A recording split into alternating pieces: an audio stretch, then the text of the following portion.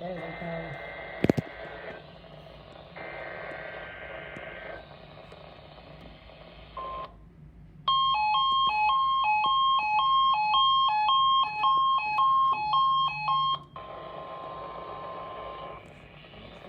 Yeah, we just finished.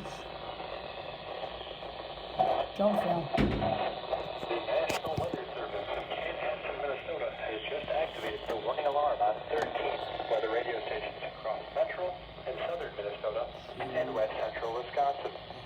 During dangerous weather situations, these specially built radios are automatically activated to warn for the hazard.